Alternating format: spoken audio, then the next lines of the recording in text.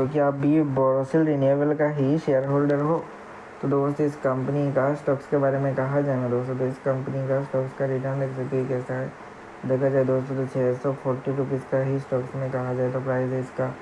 5 days का return देख सकते हो, 1 मंथ का रिटर्न, 6 मंथ का, एंड दोस्त बाकी की रिटर्न भी देख सकते हो कि कैसा है, ठीक है। तो यहाँ पर देखा जाए दोस्तों तो ऑलमोस्ट 700 यहाँ पर कहा जाए तो % का ही रिटर्न है दोस्त बोरोसिल रिन्यूएबल का स्टॉक्स में, ठीक है।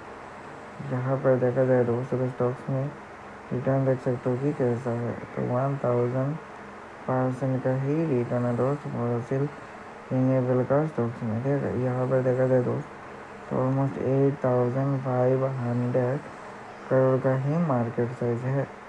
तो दोस्त क्या अब भी इसी के ही शेयर होल्डर हो या फिर किसी दूसरे स्टॉक्स का कमेंट करना ज़रूर।